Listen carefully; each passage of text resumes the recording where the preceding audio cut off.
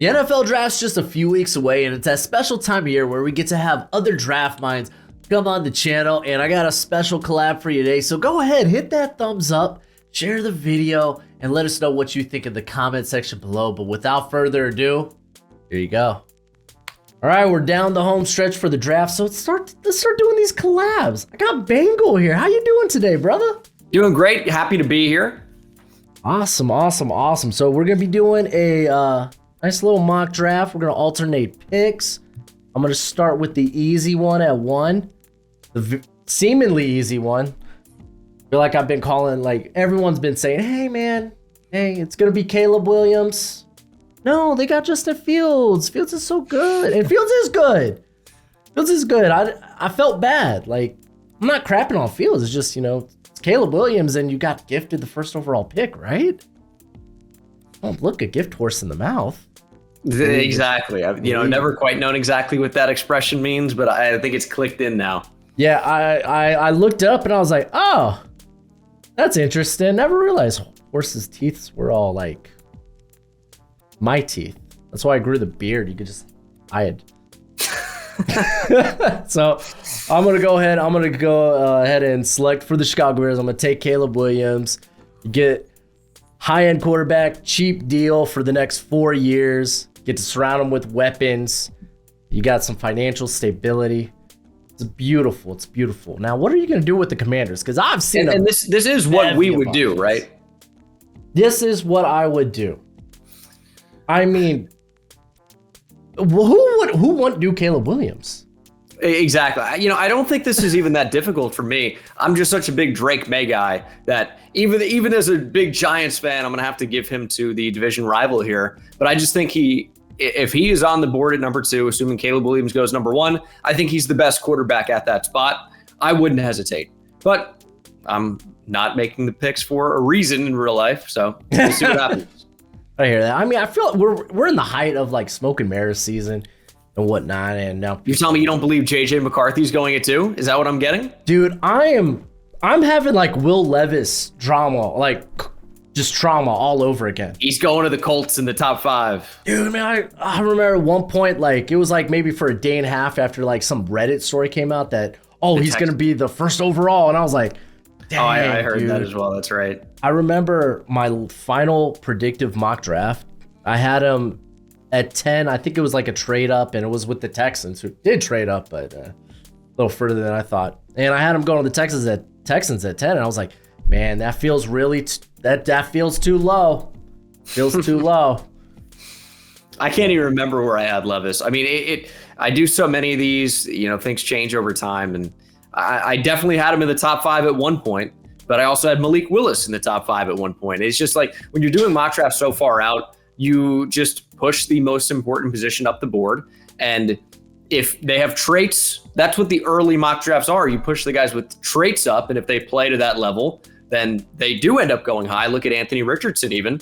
But if they don't, then they go all the way down the board in the case of Malik Willis or Will Levis, but not as much. Yeah, not nearly. Well, I got the New England Patriots, division rival. Oh boy, I love that. I mean, they can do a bevy of things, like trading down seems very fun. Marvin Harrison feels like, hey, we don't love this quarterback class, or at least we don't love taking QB3 at this pick. So, but what do you want to do? I would go quarterback. I just say shoot your shot. Shoot your shot. Like, we've seen it before, right? Like, you go back to like 2021, you had 5 guys go in the top 15. Thus far, it looks like one of them's really only panned out, maybe. So I think you just take the shot, and I think I would go with Jaden Daniels here. Like, yeah, I think I'm going with Jaden Daniels here. I'm not gonna lie, I thought about JJ McCarthy for a second. I was like, they got Jacoby Brissett. They could just sit JJ.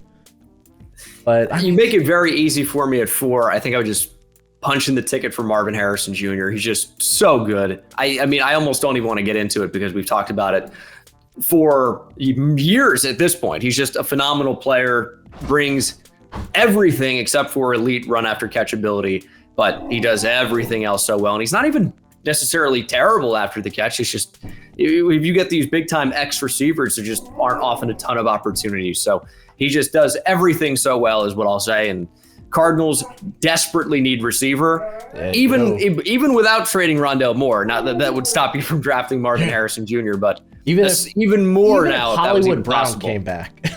Exactly. Pick 5 Chargers. I'm going Malik Neighbors. Kind of feels like the obvious one, right? They could go Joe Alt, switch him to the right side. I'm not worried about him switching over to the right side, but I mean, Malik Neighbors is just stinking nasty. I love that yak ability. You can work them inside and out. They just lost Keenan Allen. I say lost, traded Keenan Allen. And Mike Williams is chasing a Super Bowl with Aaron Rodgers now, so. We'll see if that chase yields anything. I hope nothing. Yeah, being AFC East fan. Oh, yeah. I'll say that, again, makes things easy for me for this next pick. Of course, even with the name, many of you know I'm a Giants fan. And I would be ecstatic with Rome Odunze at number 6. That's who I'm going to select here. Odunze, like Marvin Harrison Jr., is just another one of those guys that does everything so well. He beats press with the best of them. He's a tremendous technician, great route runner, great body control, great hands, and he's a good athlete on top of all of that. What's not to like? Rome Odunze to the Giants at 6. Yeah, he's a different cup of tea compared to what you have there already at receiver. Well, thankfully, yeah. Tough group. It might end up working out, man. It might end up working out. Listen, I know you love the NFL draft as much as I do, and you're going to want a nice hefty watch list of players during this college football season. Well, go ahead, check out my draft guide. You can purchase it for only $30 by Venmoing or PayPaling me. Links in the description. It's a one-time payment and you get it for this whole draft cycle and forever and always. Technically, it's a Google spreadsheet. So send me your email when you send the payment. I'll get you hooked up. You will see my current prospect rankings and big board, my full evals. And guess what? It updates throughout the whole draft cycle. So it's a great purchase and it's a great way to support the channel. Golly, dude, this feels so cookie cutter. I don't mind it. I'm going to go Joe Alt here for the Tennessee Titans. They got rid of Andre Dillard. They have to go tackle here, right? They paid Calvin Ridley that nice contract. I'll call it nice, generous. And fortunately enough, there's no receivers here for me to even, consider. So nice and easy. What would I do with the Falcons at 8? Again, we talk about cookie cutter and chalk, but I'll tell you what I'm going to do to mix things up, actually, is my edge one in the class. I'm not sure where you said on this, but it's Leatu Latu, and it's Ben Leatu Latu. The only thing that concerns me with Latu is the injury stuff. And I've said that the entire time. I don't know how the league is going to end up feeling about him, where they're going to draft him, but he's phenomenal as a player, and we're going to hope he can stay healthy. I'm going to go Leatu Latu at number 8 because that's what I would do. I love him as a player. Dallas Turner maybe with higher upside and not the injury stuff, but Latu I just think is so refined, so amazing, and an immediate difference maker and a great fit in the Raheem Morris defense. There's nothing to dislike here other than the injury stuff. Dude, yeah, they spent so much offensively. Might as well go defense, right? It's a great opportunity for them too. Leatu Latu, from what I've heard, everything checked out well. I don't know how the NFL will view that. And I mean, I think it was just Washington's team doctor that wouldn't clear him. But like everyone else came in and were like, oh no, he still wants to play. Come on and play, bud. It's interesting that he went to UCLA where Jalen Phillips, he wasn't cleared to transferred away from. Yeah, exactly. Miami. Kind of wild how that comes full circle. Oh man, dude, Chicago Bears. This has been such a tough spot the entire cycle. Dude, especially with the receivers off the board. I'm always hope for the receivers to be there. Man, could this be I could talk about maybe trading down, right? Maybe like a Denver Broncos, but it's like they have very few picks. They have very few picks, exactly. I think only 4 in the draft, or is it 5? No, only 4. 1975, 122. Oh yeah, if they're moving in this draft, they're giving away next year. That's how it's gonna work. Oh, buddy. I mean, edge is like the first thing to come to mind. I think Dallas Turner, Jared Verse. Like, I think I'm higher than the general consensus on Verse. He's really good. Oh yeah, man. I feel like he's a nice like in between, like Liatu, like Dallas Turner. Like you don't have to worry about the play strength with him, like you probably would with Dallas Turner. Like I mean, Dallas Turner plays big, but I mean, still needs to put a little bit more meat on his bones. But then again, he's so young. I'm here trying to like talk myself into something else. Yeah, man. I don't know who would trade up for what, you know? I mean, Vikings or Broncos maybe trying to jump the Vikings. This could be a trade down spot for a quarterback if McCarthy falls and a team didn't want to, like, even though we expect the Vikings to trade both of those first round picks, probably, maybe they get something back, but we kind of expect them to move up to 4 or 5. Well, maybe for some reason they don't want to trade multiple first round picks and they say, you know what, the price tag at 4 or 5 is too much. We are going to sit. And if the Giants take JJ McCarthy, fine. Or if the Broncos trade up, fine. But maybe nobody does. Nobody meets the price tag. And then he's still on the board at 9. And they go, okay, now at this point, we can trade, you know, a mid-rounder and move up. But, I mean, who knows? Yeah. And I mean, with the Bears, like, honestly, trading down's not a bad option either. With only the Vikings obviously would not move with the Bears here, but maybe the Broncos or the Raiders. Yeah, exactly. Of course. Yeah, I'm trying to think other players, but like the Jags would be interesting, I think, but that's kind of a little bit of a big leap. I think I'll just sit here then just send it with, I'm going to go with my guy, Jared Verse. Liked him since last year. Tested well. I think he even got better against the run this year, so. More disciplined for sure. I mean, especially with someone that was newer to playing edge, you know, gap responsibilities, setting the edge, not getting too creative, you know, and that comes back to the gap responsibilities thing. You can allow a huge run. I mean, these edge defenders in run defense, so important. Jets at 10. Dallas Turner, I mean, his pursuit speed's so good. It's like, okay, maybe he can play a little wild. Yeah, I mean, he is a freak. But counter to that is you look at Chop Robinson at Penn State, and he's a freak athlete, and he made some pretty big mistakes as a run defender at times. He's going to be DPR early. DPR only early. I'll tell you, the Jet. I'm very tempted to go with Brian Thomas Jr. here because I don't mind that. It is. I'm not going to do it.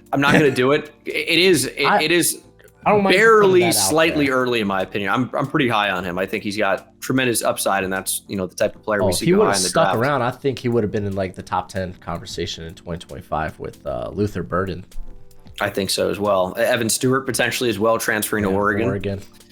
I'm going to go offensive tackle here, and I'm going to take Olu Fashanu. It's just, we know Tyron Smith can't stay healthy. Morgan Moses is 33 as well. If either of those guys go down, we know Tyron Smith can't stay healthy. He cannot play a full season. Olu Fashanu slides in there, starts at left tackle. I feel pretty good about it. Like that's not a huge, oh my goodness, Tyron Smith is down. We got to throw, I guess, would it be Max Mitchell out there? Fashanu can come in and just start. I mean, you could get things like really tricky and throw Elijah Vera Tucker out there, and then what's going on the interior. Oh, I know they brought in John Simpson, but I'm not even sure who else they did, didn't they? Do they still have Connor McGovern in there? I feel like he went elsewhere. There are 2 Connor McGoverns, if I remember correctly. There are, because well, no, that's Connor Williams for the Dolphins. No, I think there were 2. There are 2 Connor McGoverns. One was like with the Bills, the other was with the Dallas before, or maybe the one from the Bills came over to the. So there's Cowboys Bills Connor McGovern. He's on the Bills right now, and the other Connor McGovern is with the. Says Jets, but I didn't see him on the depth chart. He was with the Broncos. Yeah, but yes, 2 guards, both named Connor McGovern. And I guess he's still with the Jets. I'm not really sure. It doesn't. You know what? I think he might be. I feel like they moved him to center last year. Or he played some center while Titman was at guard. Yeah, I think that sounds right, actually. But yeah, anyway, Fashanu gives you a starting upside. And even if it's not this year, he would probably play this year just because of injuries and start in 2026. I just think the value is pretty good there. I know Fashanu's kind of dropped off according to a lot of people, but he was still good in 2023 and it upgraded as a run blocker. So I like the pick. Oh yeah. I mean, I feel like he drops off just because of how like deep, how thick this freaking tackle class is in the first round. All right, so this is the JJ McCarthy pick. I think it makes the most sense. I mean, you got Sam Darnold there. McCarthy doesn't have to start early. You'll probably see him year one at probably around week 8, week 9, week 10. I don't know, something like that. So he could get to sit. I think it'd be a good fit for O'Connell's offense there. And you get to keep pick 23. Kind of the best of both worlds. Yeah, I definitely agree. I mean, I just think if you have a bunch of problems with McCarthy as a player, he's going to the best possible situation here. The offensive line is good, especially with the tackles. The receivers are great. You have the best one in football. And Kevin O'Connell is a great offensive mind. I think that's a match made in heaven. Well, here, let me let go, Joe, man. Here you go, buddy. Doesn't like closed doors, man. It's not quite the same, but my cat is often the same. Yeah. And Gojo, he I feel like his spirit animal is a Chihuahua. Unfortunately, he's a much bigger dog than that. You're a purebred good boy, though. You know, I think I'm looking at the options here. Byron Murphy stands out. Taking the first corner stands out, but we're having kind of a run on edge rushers here. And you got Dallas Turner on the board. Again, great fit in that Denver defense.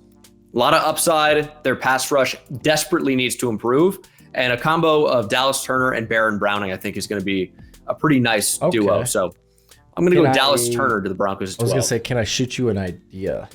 Oh, I'm open to it. Because this is kind of, because I feel like the Broncos are a team that probably maybe wants to acquire more picks and feel like they have to go quarterback, right? They have to go quarterback.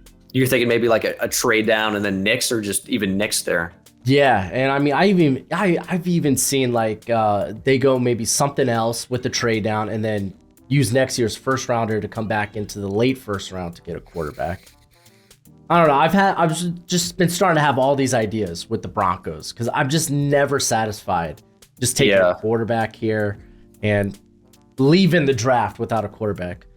It's a really tough decision for them. I mean, because you don't have a second rounder. You just traded away Jerry Jeudy. Not that matters a ton, I guess.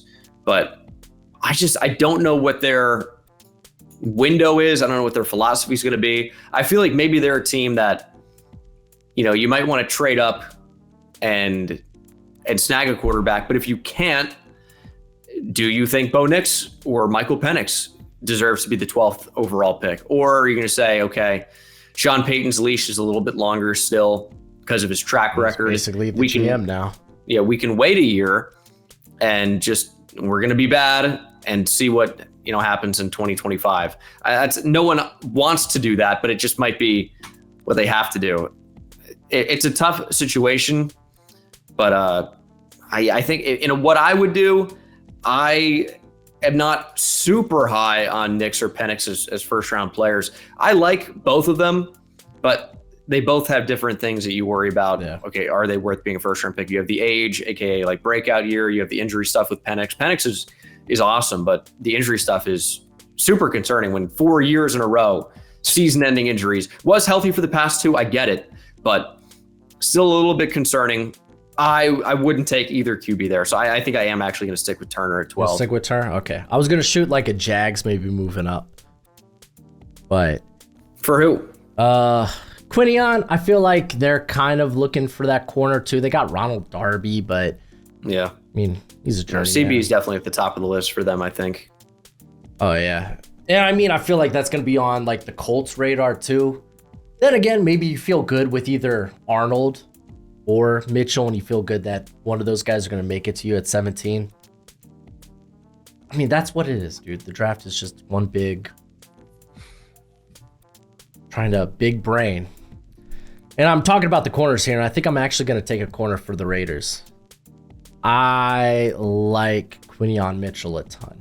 I was hesitant on him coming into the season just because they play so much off coverage there at Toledo. I really liked his game against Marvin Harrison Jr. in 2022. And just this whole off-season draft process has just sold me on him. I feel like the Raiders are just kind of missing that other guy on the outside next to like Jack Jones, and you got Nate Hobbs there who play in the slot. You got good depth with Jacorian Bennett, hopefully. So I think I'm gonna send it. I'm gonna make this defense a focal point there for Antonio Pierce. Yeah, I like that. And I think I'm going to have to go tackle for the Saints. I just don't really see it being anything else. It's a stacked tackle class. You have major questions on the offensive line. Like left tackle is just not very good. And right tackle, Ryan Ramczyk, I mean, his career is up in jeopardy with the knee stuff. Yeah. You know, we saw, I mean, I don't know if you were big into the scouting process when Jalen Smith was coming out of Notre Dame. I was just getting into it. And he was linebacker. Yeah, and he had the degenerative knee thing, and then simply was never the same player. And I mean, we all know knee injuries are no joke, but some guys can bounce back from an ACL. But sometimes it's like the not tearing your ACL can be even worse if it's if it's nerve damage or if it's any litany of things. But Ramczyk, yeah, I don't think you can count on him. I mean, especially on the trenches, dude. That's so much wear and tear. Yeah, I mean, those guys get injured all the time, and there's never a playoff on the offensive line, right? It's physical every play. Oh. I'm gonna go with Troy Fautanu here, purely on the basis that I think he has the best chance to stick at left tackle of the tackles available. Fuanga, of course, right tackle. Latham, right tackle. Mims, right tackle. Tyler Guyton, right tackle. Graham Barton, probably going to move inside the center. Morgan could move inside to guard. Kingsley Suamataia, probably a right tackle. Maybe could play left, but yeah, it's Fautanu here too. Yeah, dude.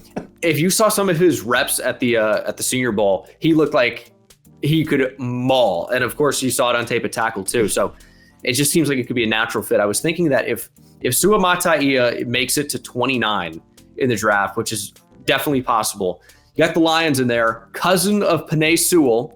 And even though you bring back Graham Glasgow, you get Kevin Zeitler for a year, but draft Penei Sewell's cousin, tremendous upside as a player, develop him at guard over a year, and then bang. And you get a fringe starting tackle if there's an injury. So that's kind of a fun one I'm looking out for, just for where the storyline purpose. And we've seen the Lions do it before, keeping Aiden Hutchinson in state. Not that it's the same thing. He arguably was the second best player in the draft, or even the first. So him being drafted at 2 isn't weird, but Suamataia at 29, I think could be fun. Oh, yeah. No, I don't disagree. And I mean, you keep a strength to strength there. That's just a winning strategy. I mean, how the Eagles' offense has continued to be good. Just offensive line every year. They've never had a bad player on the offensive line in the past half decade or so, it seems. And that's why I don't think they're going to go corner. They should, but they won't. Speaking of corner, I don't think I'm going to go corner here. I'm just going to go with Brock Bowers. Like, the guy is just phenomenal player. They don't really have that guy at tight end. Mo Alley Cox, tight end 2. Jelani Woods missed all of last season. Kyle Granson, I think he had the most snaps last year, but he was like a big slot. So, dude, give Anthony Richardson just all of the weapons. Mamma mia. And then maybe you could get back to corner on day 2. This is interesting here. I'll tell you. I hate Seattle's pick so much. I know it sucks because I feel like I've been Fautanu there a lot. I'm occasionally an edge if one falls. I'm occasionally Byron Murphy. I kind of want to orchestrate a trade up here, and one that I haven't really ever considered until this moment. I think maybe the Cowboys moving up for a tackle could be interesting here. Seahawks could definitely be in a position to move down. And I think I do have the Cowboys pick, right, with the even numbers. Yeah. I mean, we could talk about it. I would trade 24, and I really think it maybe just 87 and a late round pick swap would get it done. 24, 87, and then like 216 for 235. That's not the important thing here is exactly what the compensation could be in the hypothetical trade, but the Seahawks would be compensated appropriately. But the Cowboys move up. I think they're in a state, not necessarily of desperation, but even with the injury stuff, when you've had your starting left tackle at an all-pro level for a decade in Tyron Smith, and now you no longer have him, are you going to kick Tyler Smith out to tackle? Right tackle was already a weird thing. And they paid him, though. That's the thing. I think that if you look at Tyler Smith, what was his big attractive thing back, when in his draft class a few years ago? Is the upside, the athleticism, the power. Amarius Mims is high at this point, but we're going to bank on the upside. And the upside is incredible. If he's high right now, he probably falls down further in the draft. Yeah. Laramie Tunsil joke, sorry. Yeah. Get him a gas mask. Yeah. But I just think that, yes, you have J.C. Latham on the board. You have Talisa Fuanga. These are really awesome players. I think Mims has the best shot of that group to move to left tackle if you need, or he can just start at right tackle. If you watch Amarius Mims, it's like 8 games. He is in the conversation, in the mix. I know it's 8 games, but it's college football playoff in 2022 time, and it's a stretch in 2023. But his tape, in my opinion, and I'm a novice with offensive line play, but it's as good as anybody, in my opinion. The only thing that really hurts him is lack of experience and now the injury stuff. So the upside is there. And you know what? If you don't like it, guess what? I hate the Cowboys. I wish it doesn't work. I hope it doesn't work out. But Amarius Mims there, I think is just interesting that he's sitting there. I think we kind of expect him to fall a little bit more than this. But we also wouldn't have expected Tyler Smith to be a first-round pick of the Cowboys in that draft class. If they see the moldable piece of clay, and I'm going to wrap this up. I've been talking about this for 20 minutes at this point. The upside is immense. They made Tyler Smith an all-pro caliber left guard. Mims has the potential to be one of the better tackles in the league. Yeah, no, I came into the year thinking, I was like, man, he's going to be a top 10 guy. Like, unfortunately, the whole ankle injury and then re-aggravated in the, I think it was the SEC championship game. But that's what they do with offensive tackles. They draft tools. They're like, hey, we'll coach the guy. Give us those tools all day, every day. And he's not even that raw. Like that's kind of something that feels a little bit weird. I keep seeing people say that, but he's got great feet. He's obviously incredibly strong. It's inexperience. So I think he's going to end up being a stud. I heard an Isaiah Wilson comp get thrown out there, the Georgia tackle that Titans picked. It's like you can't compare those situations because Wilson ended up being a head case that didn't want to even play. Shipwreck as a character. But yeah, I think that's a unique scenario. People see that the helmet and the position and they go, that must be the same player. But I mean, imagine comparing J.C. Latham and Jonah Williams. Yeah, there's C.J. Stroud at Ohio State. He's not Jacoby. He's Brissett. Jacoby Brissett. No, not Jacoby. Why am I? J.T. Barrett. The J and the B was really throwing me off there. I'm like, it's not right. What am I screwing up here? Yeah, J.T. Barrett, Braxton Miller. Ohio State quarterback, I think it was like Troy Smith, and I was like, oh, that ain't it. He's a Heisman winner. What was it? Candle. Oh, who was the other guy? Jones? He was part of Cardale Jones. Cardale Jones. Did you say Candle? I said Candle. Candle Jones. I'm sorry, man. He was around for about as long as a candle stays lit. So yeah, I remember he was with the Chargers. He maybe made a start, and I think that might have been it. Yeah. I like Mims there to the Cowboys though. I like because you are then pulling from like, oh, they have history with like a Tyler Smith, taking these toolsy guys. I'm pretty sure the only like one pick I got right in my predictive mock for that year. You had Tyler Smith to the I Cowboys? had Tyler Smith. Wow. And I'm pretty sure I came across like some rumor and I was like, send it. Dude, you know what's interesting though is I also had a pick that nobody's really seemed to see coming at the time. I had CD Lamb to the Cowboys at 17. Everyone convinced me he was going to be gone. I'm like, what if he's not? Dude, and I had him sticking and picking. And then, well, you know what? Blind squirrel finds a nut. Broken clock is right twice a day. So got it done. Dude, I had like 5 receivers off the board in that mock draft before the Cowboys even were thinking about picking. Dude, what if that happens again this year? We all expect the receivers to go. There ain't no way, though. Well, okay, so I have seen in some mocks, though, that people have Neighbors or Odunze falling out of the top 10. I don't see it happening, but what would it take here? The Cardinals maybe are a trade spot. Let's say it's 4 quarterbacks in the first 4 picks. Okay. And the Chargers just go offensive line. That's a possibility. It's out of the realm. And then you have the Giants could be the first receiver spot. That's wishful thinking, but that's a possibility. Titans could still go tackle. Yeah. Maybe the Falcons prefer defense with the new defensive guy coming in, Raheem Morris, and they pass on receiver. Then maybe wide receiver 2 is the Bears. Jets could be a tackle spot. And then Could be a we have maybe the Cardinals taking Neighbors at 11 or Odunze. I mean, it's obviously a long shot, it seems like, but I don't think it's impossible. I mean, never say never with the draft. Good players fall all the time. Yeah. And I say that in my comment section. People don't get it. They're like, dude. no, this guy will never be available. And then that's what happened with CD Lamb. He'll never make it. And then he did make it and he was drafted. But it's just like, we just don't know what's going to happen with the draft because a lot of these opinions are, let's be honest, internet analysts. And that's just kind of the way it is now. I don't think there's a problem with it. I do it, right? But, these are not NFL team guys. And sometimes they hear things from NFL teams, but who knows the validity? Who knows if that even makes a big impact with where a guy goes? It's all speculation until it actually happens. And I mean, just year after year, we see Cole Strange, Alex Leatherwood. Like, sometimes the world just doesn't make sense. If you had Cole Strange in the first round of that mock draft, you were Bill Belichick. That's it. I mean, probably, right? You were his son. You were Steve Belichick. Dude, I bet Steve didn't even know. Oh, gosh. Do you see that quote? That was pretty funny.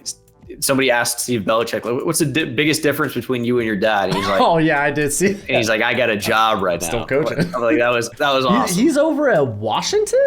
Yeah, Washington, D.C. Dude, and Wink went to a college football as well. Wink Martindale, former Ravens and Giants DC. He's a Michigan defensive coordinator now. Wild. But the money in college football is amazing. Pretty nuts. So it's like, you know what? Why not?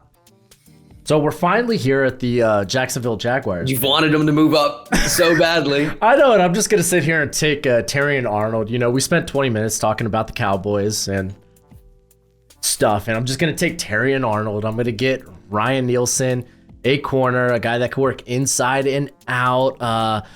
I'm going to look real quick. I don't know who's playing in their slot. I want to say it's Antonio Johnson, who was it more could be. Yeah, he was more of a zone that's what he guy did at A&M a lot, so yeah, that would make sense. It's tough because Darius Williams, I think, is back to the Rams now. Yeah, those cornerbacks could certainly move around a little bit. Yeah, currently all they got is Antonio Johnson, which, I mean, he was a pretty zone-heavy guy at A&M. Not to say he can't play more of, like, man coverage, but maybe you go in and bring in your guy, Terry and Arnold, who can also work outside.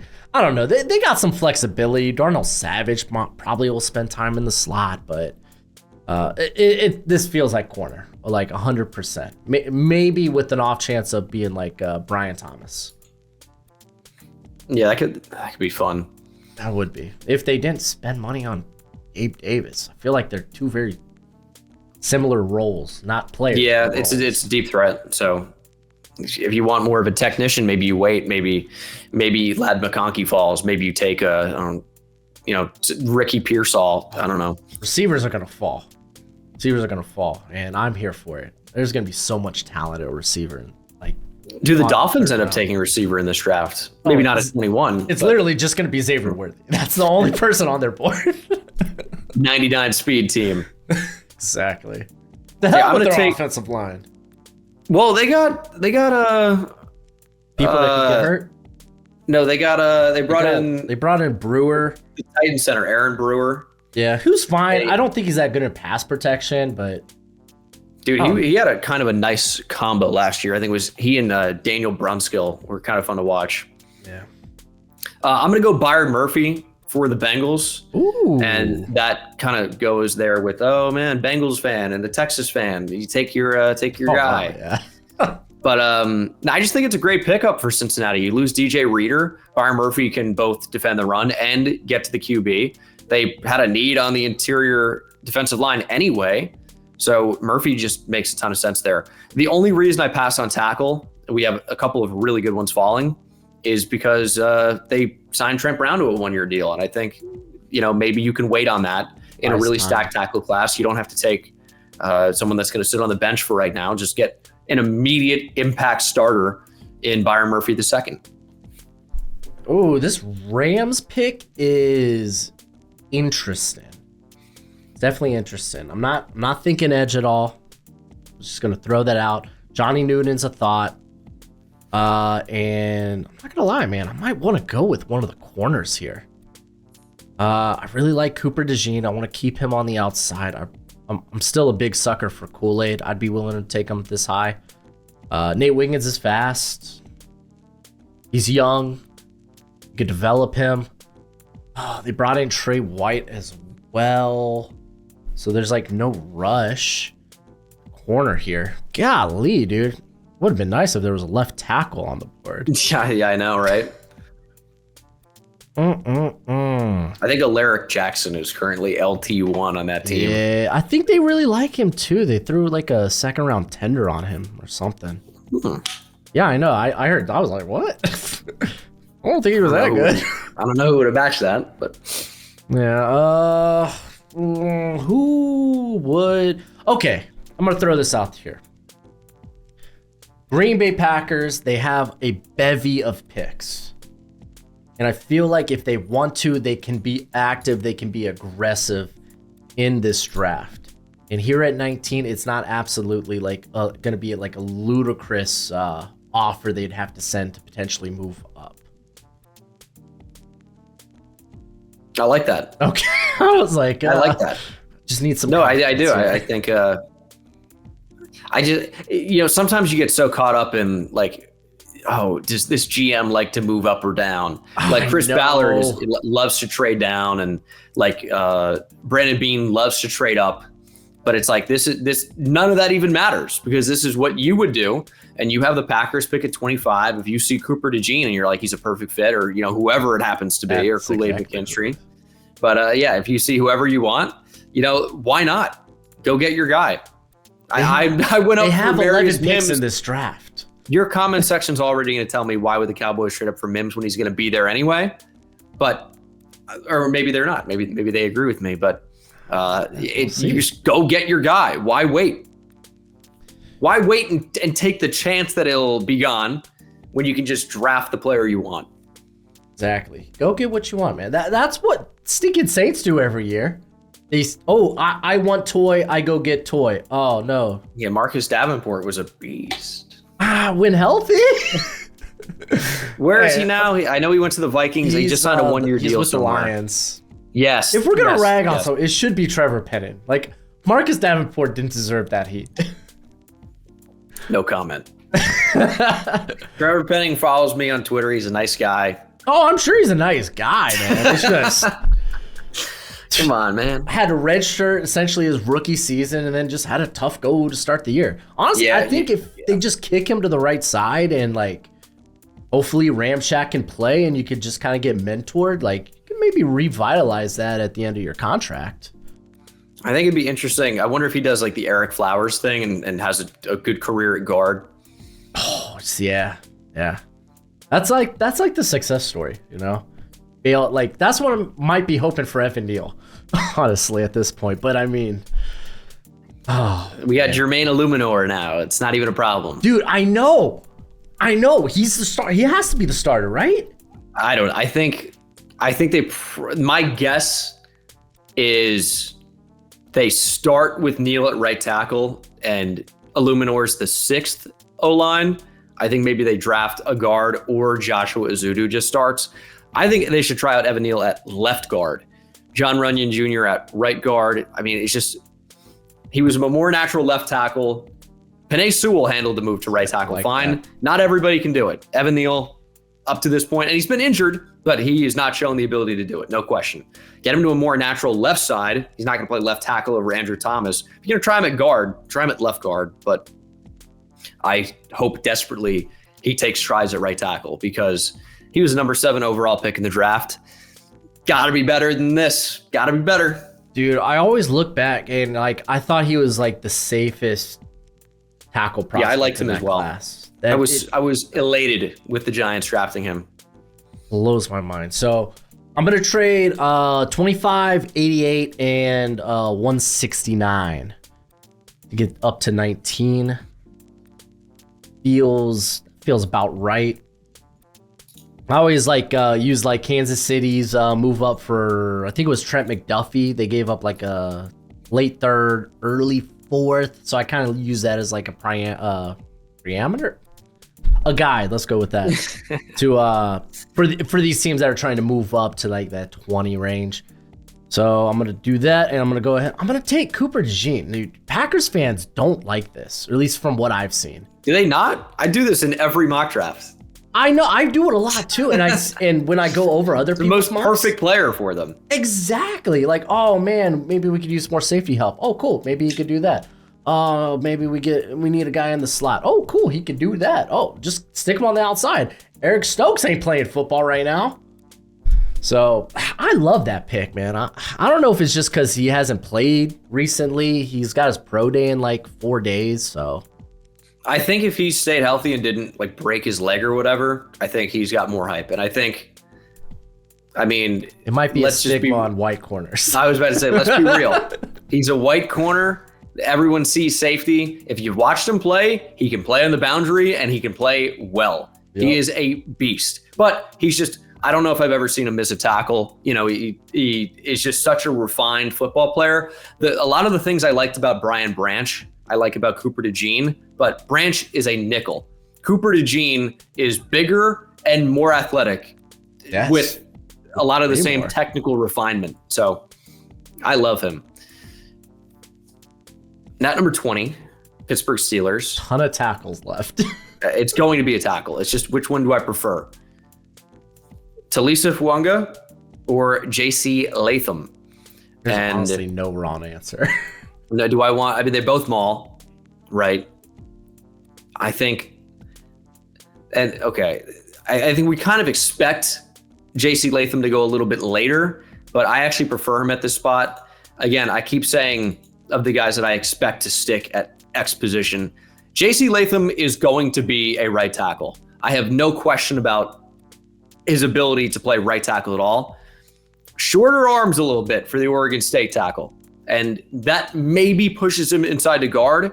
And if you're the Steelers, I think you're drafting for a tackle.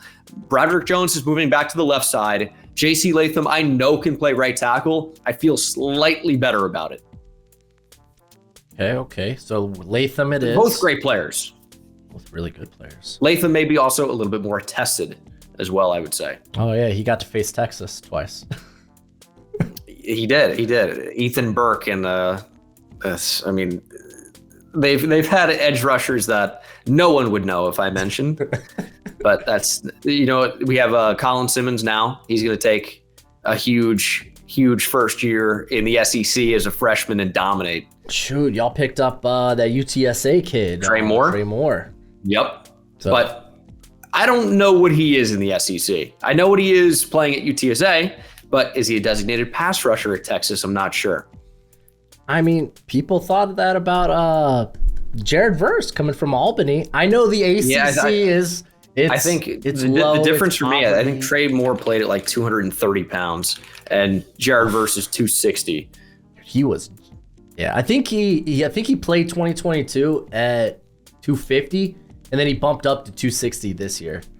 It was a little bit. I like Trey Moore. I mean, I'm just, a little. We'll see. I mean, Justice Finkley is another edge Texas has. They have a lot of like inside-outside guys. Was his name Sorrell? Baron Sorrell. Yeah, Sorrell. I like Baron Sorrell. He was a Texas sack leader. At least in 2022. He's a good college player. So trades, right? As a Dolphins fan, I want them to trade back so bad. They have no picks. They have no picks. We have a first, a second, and then I'll see you in the fifth. It's kind of where we're at right now. So the question is, who would be tempted to come up, maybe get, because I think Brian Thomas at this point is very alluring. Problem is the Bills. I'm not trading with the Bills. I'm not giving them Brian Thomas. Maybe number 32 moves up to 21. Oh, wow. Yeah, I forgot. Kansas City kind of has problems at wide receiver right now. Even without Rashee Rice. Yeah, exactly. Yeah. A moron. Shoot, even bringing in Hollywood. It's 1 year deal. Exactly.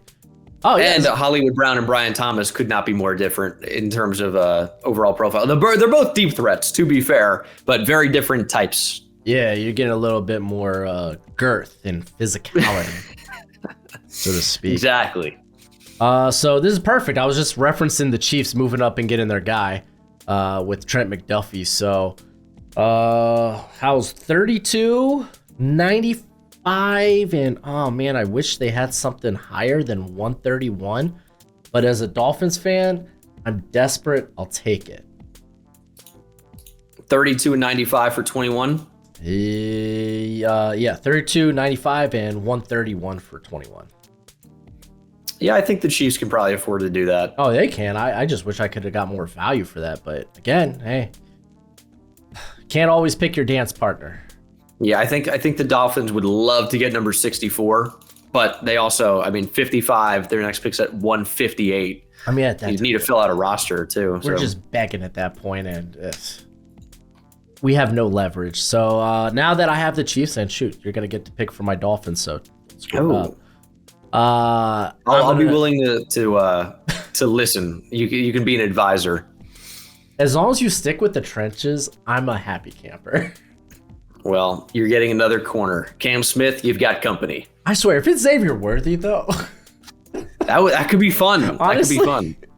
Dude, I'll tell you what, the Dolphins, I desperately, just from a fun standpoint, I want Brock Bowers to be a thing, but they just don't have the picks to make it happen. Golly, dude. Yeah, I would love if that were a thing. All right, well, Philadelphia Eagles. Good luck, Godspeed. Okay, so Brian Thomas to the Chiefs? Absolutely. 100% Brian Thomas, Chiefs. Send it in.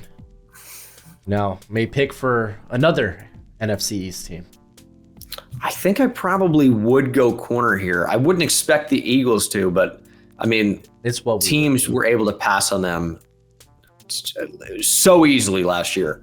You look at the Giants, for example, the worst passing offense in NFL history, dating back to 1930s. Don't even have the forward pass developed at all yet.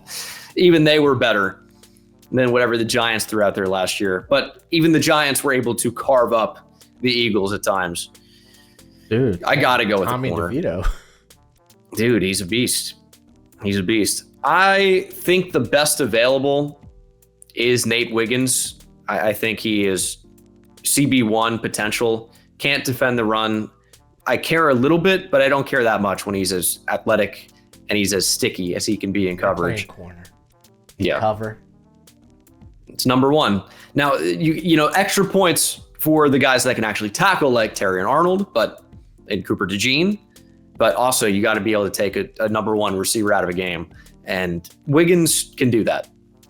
Yeah, definitely in terms of the upside, like Wiggins is like, I mean, the dude's only going to be 20 at the beginning of his rookie year. If you don't think he could put on weight, because I think he was at 182 on his pro day, he could get up to like 190 easy over the next year and a half.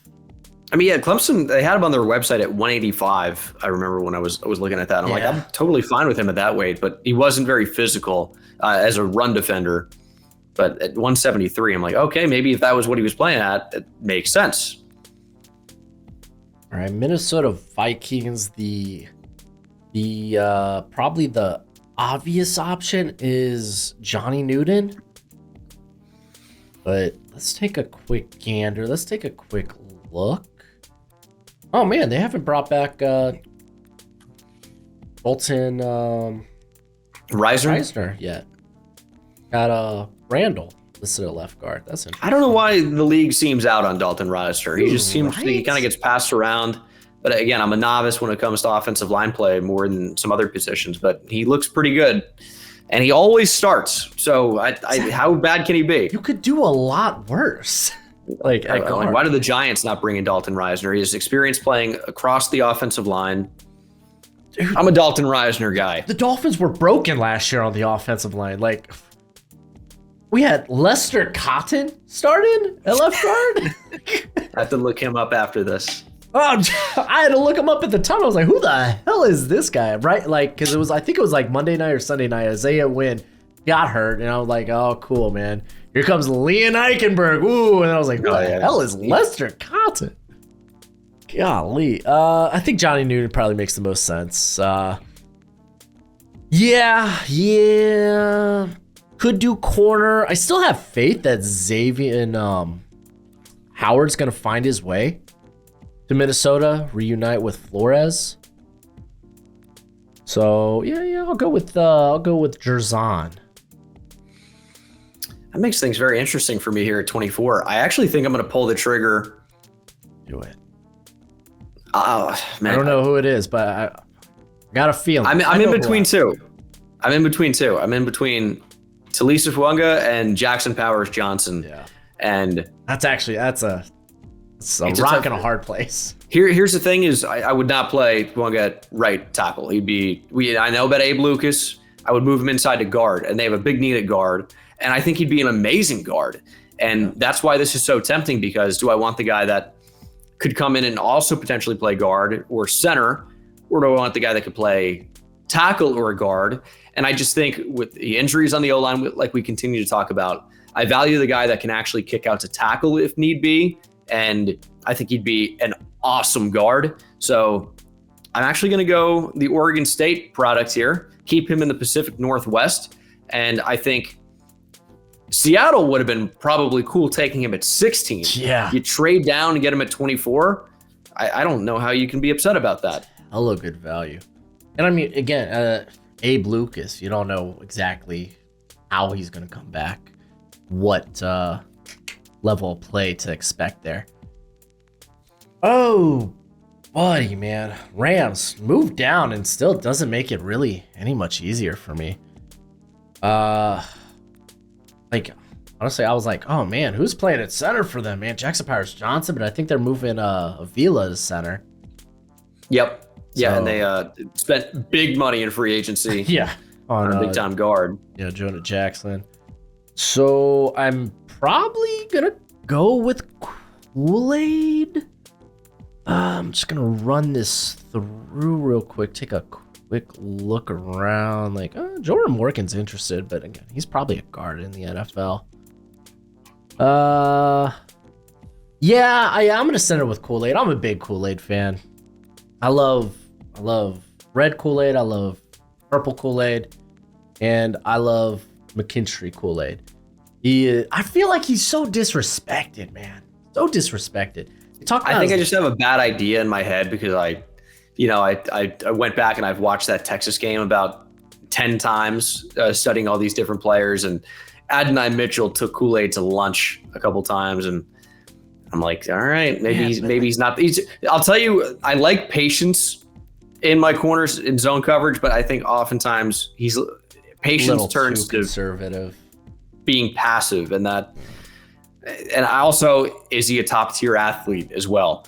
And part of it is he's, by comparison to his own teammate, he looks worse. And I like Kool-Aid, but I just think, I'm not quite as high as I felt coming into the 2023 season. I think that's fair. I think he's still a pretty darn good athlete. He's coming to the Rams here, where you're going to have Trey White, you're going to have Darius Williams, two very accomplished guys. Can White stay healthy? But I feel like he's coming in a good situation here where he doesn't have to be corner one. And I think that's going to be the thing. He's not going to be like a number one corner in the league, but I think he could be a hell of a good number two. For sure. This is super easy for me. Is because, it? Yeah, because Ryan Jensen retires, and you have potentially two great centers just right here. Yeah, you do. Jackson Powers Johnson or Graham Barton. Barton has played center at Duke, but it was a few years ago. But he also projects to move inside. Just, which player do you prefer? But I think I see an immediate starting center. Really, in either of these guys, to be fair. I'm high on both. This offensive line class is just so good. Guard leaves a bit to be desired, but a lot of guys that could move to guard, and I feel better about it. But I'm going to go Jackson Powers Johnson here. He's a mauler, I think, kind of cut from the same cloth as a Ryan Jensen type player. And I think, I like the physicality at center that JPJ certainly brings. So easy fit there for me, 26. Yeah, I was thinking about him at 27. Like running through my mind, I was like, there's not a corner I love here. Do I really want to get like a Chop Robinson at edge? They already got BJ Ojolari. He probably wants size at edge at this point. Which that left me, I was like, oh man, cool. Jackson Powers Johnson, that'd be great. They got Froho at center, I think. But I mean, Graham Barton, honestly, is great. He was recruited as a guard. I imagine he would work at guard. Cool. You could replace Froho at center. Graham Barton, you get to stick with the dress in the offense and helping Kyler Murray out. Oh man, I should have probably looked at this real quick. Stinking Graham Barton's like 6'5", right? I think he's 6'5", 305, if I had to bet. Hey, man, you're going to have to get Kyler Murray a stool to see over him. Well, send it. And that killed his career. 313 he was at the combine. There you go. Yeah, I like Graham Barton. He's a heck of a player. I ain't worried about the weight. Worried about the height. No. Yeah. I'm just saying because I guessed he was closer to 305, like... Oh, a little bit lighter in the pants. Yeah. And dude, he still ran super well. Oh, yeah, he's a great player. I feel like he's one of those guys that it wouldn't shock me to see him go even earlier just because he's rock solid. Yeah. Pause. He may be. Come on now. But I just think he's going to be a good player.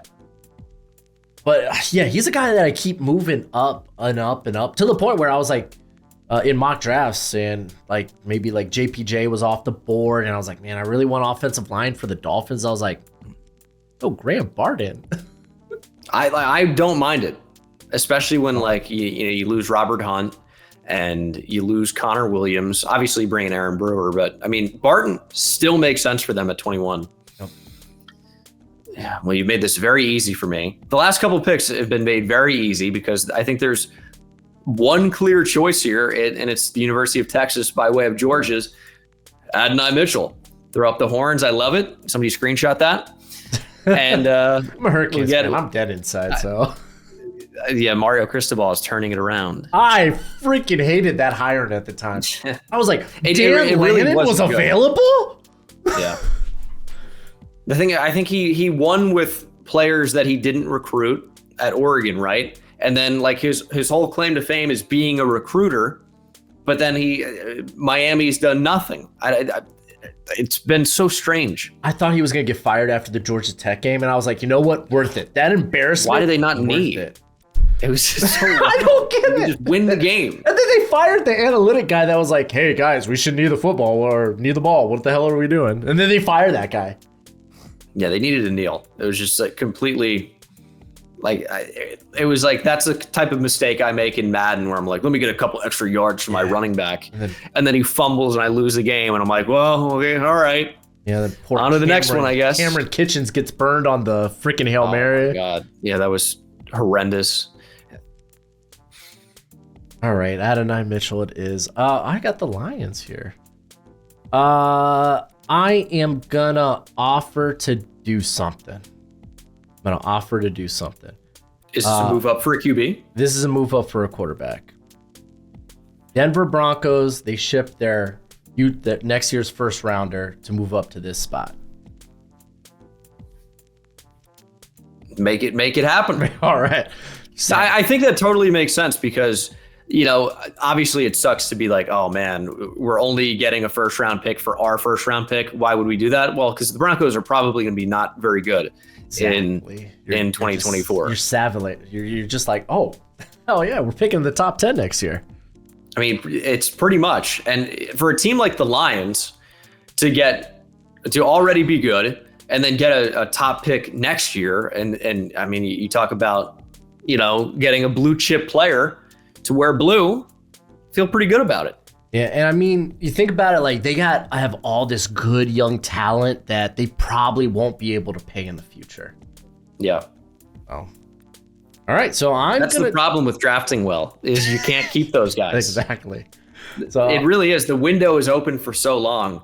It's really, you got 1 or 2 years typically because, it takes a guy a couple of years to become really good. And then by the time they get really good, it's time to pay them.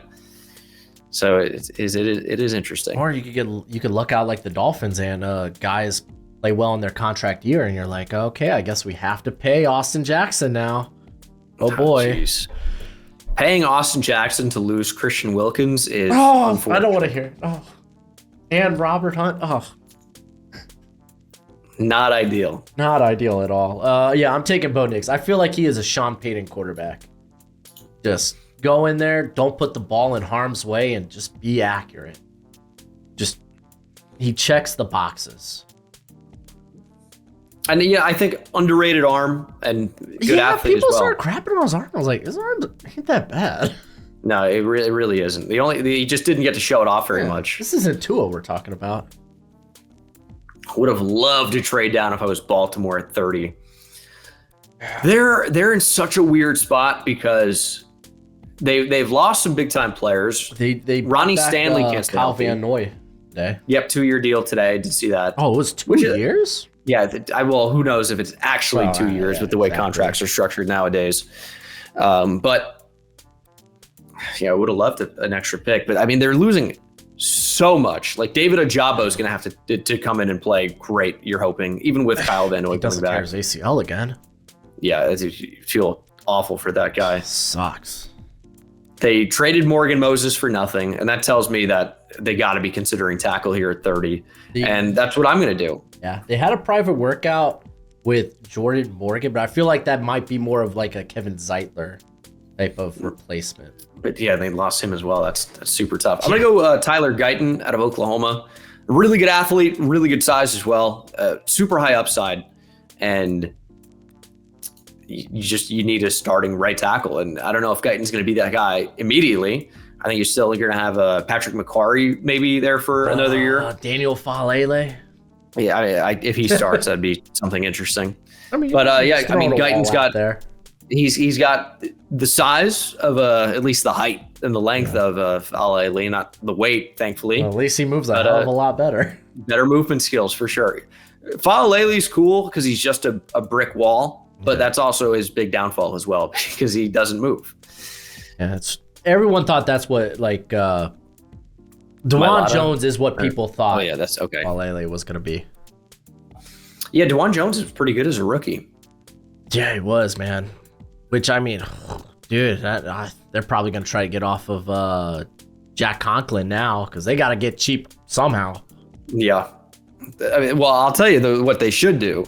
But they won't do is just cut bait on Deshaun Watson and they ain't gonna do it.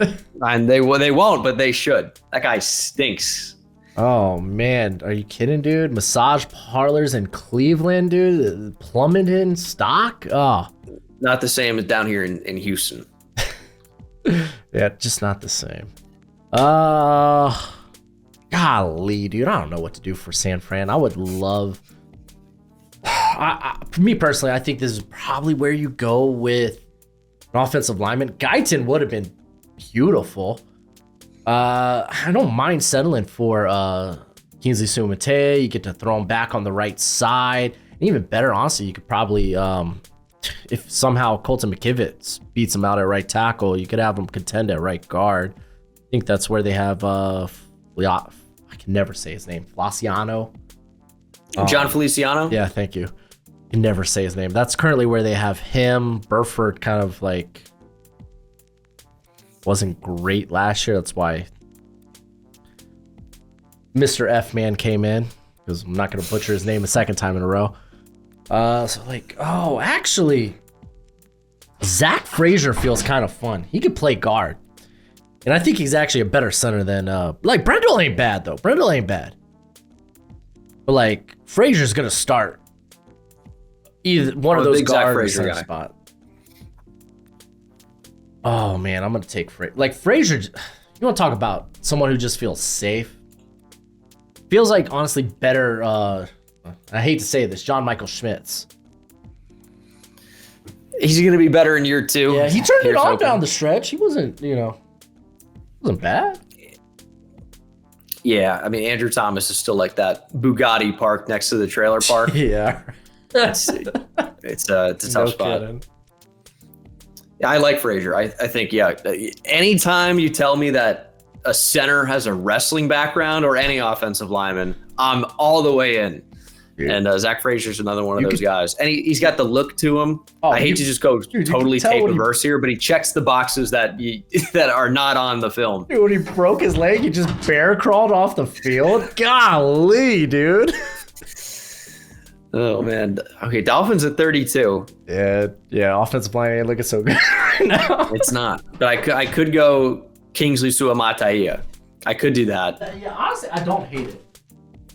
There you go. I'm just scrolling down here on the PFF big board. I don't love a lot of these rankings, but I mean, you scroll down and you can see there's players that will not be first round picks. What would I do in this spot? I swear, you say Michael Penix, I'm gonna lose it. No, but we could use a lefty with some arm talent, though. Is the thing in Miami. No, Tua is good. He's good, dude. He's good. Tua talk on Twitter, X, whatever the hell you want to call it, is so toxic. People love to say everybody sucks or everyone is amazing. There is no in between. Like, people think Justin Herbert sucks because the Chargers lose games. Like, he doesn't.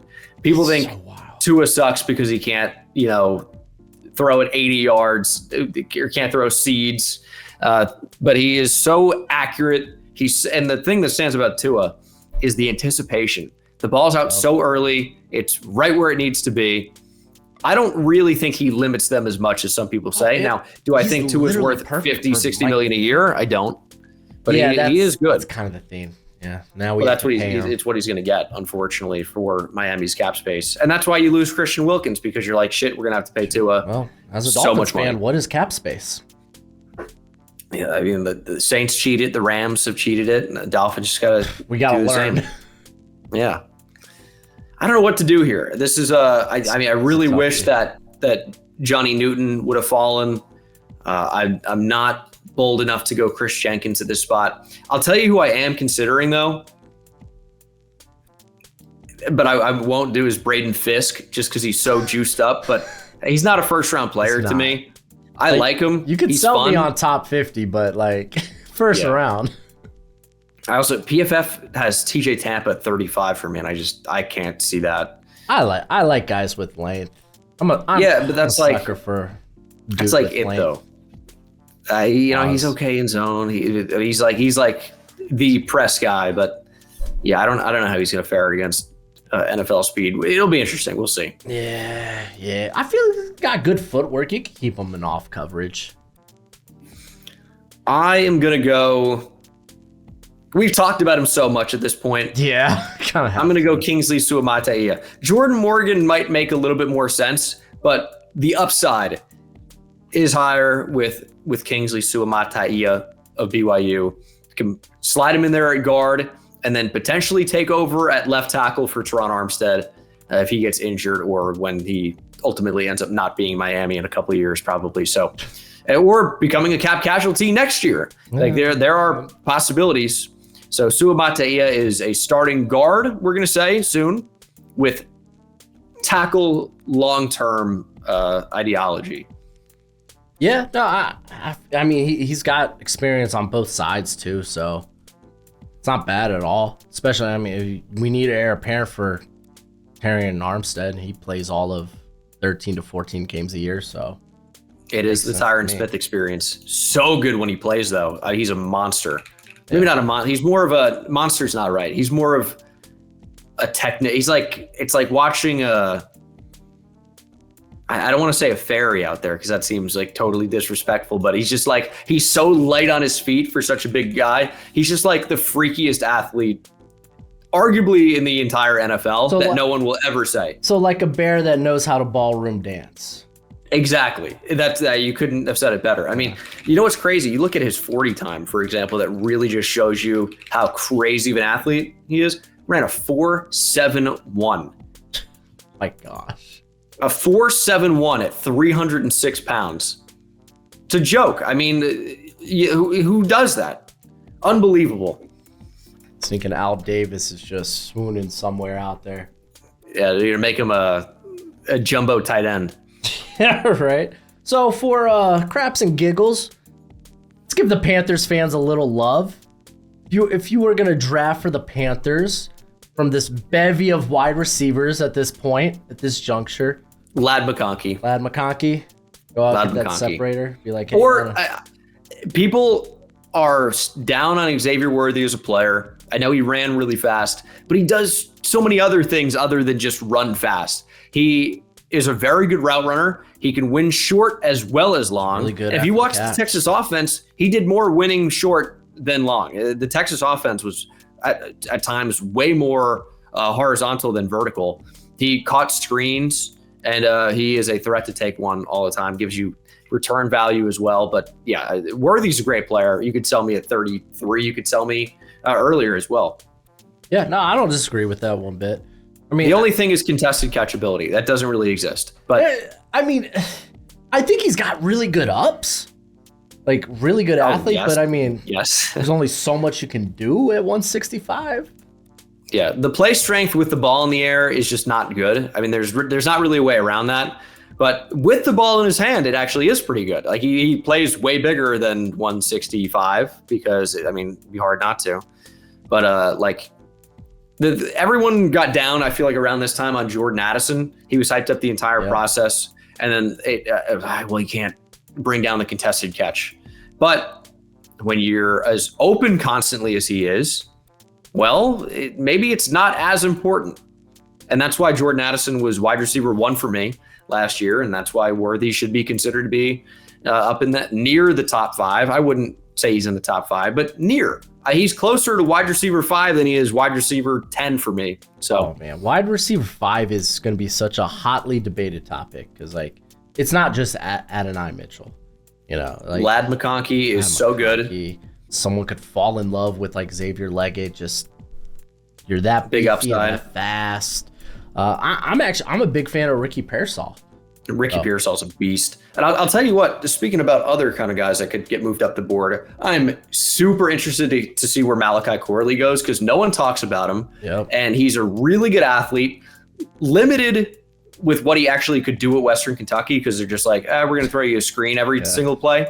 But his movement skills say that he doesn't necessarily have to be just a guy who catches screens. So with some more development, with how good he is after the catch, with how athletic he is, that's a guy who I feel like could go high. Yeah, I don't know if he gets in the first round. You know what it is? He had 40 forced missed tackles in 2022. Yeah, something wild. People were like, 15 this year. Oh, he's washed. He's gone. And it's like, that's a hell of a good number. What are we talking about? Yeah.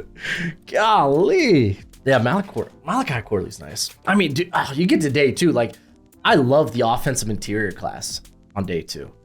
Like, it's just like Christian Haynes. Oh yeah, I'm a sucker for Christian Haynes. I like Mason McCormick. I honestly think McCormick might even be able to play freak tackle. Athlete. Yeah, freak athlete. Is he big enough to do that? Nah, he's got the length, but he's sitting at like 6'4", 306. So it's like fringe. Okay, he could maybe moonlight. You know, if you have injury, he can moonlight out there at tackle. What are the arms here, McCormick? Oh, you know what? They're almost 34 inches. Okay. Right? That shocked me. That's like right where Fatanu is. I think maybe a little bit more, and he can stick a tackle probably. All right. Oh, That's an interesting thought. yeah, just gonna throw that out into the ether. But hey, thanks for joining me tonight, man. A lot of fun. Fun, dude. We're coming down the home stretch, so fun getting other people up in here and getting their opinions, what they would do, and seeing how it shakes out. Definitely a little bit weirder than usual, but that's good, especially at this time of year when everyone is an expert and everyone knows exactly who will or will not be available at a certain spot, or exactly what a team will or will not do. It's fun to mix it up and see some different scenarios, because one thing's for certain on draft night, you will be surprised. There is no one that will even get more than half of these picks right. So it's going to be very, very interesting to see. Yeah, so buckle in, strap up. It's going to be a ride. Going to be a ride. But where can they find you if they don't already know? YouTube.com/Bengal. I do mock drafts and it keeps the lights on. I hear that. But thanks for joining me. And let us know how you think we did in the comment section below. If you want more mock draft content, or if you want more draft content, I'm recently putting out my final draft rankings for the 2024 NFL draft. But as always, until next time, be easy, my friends. Later.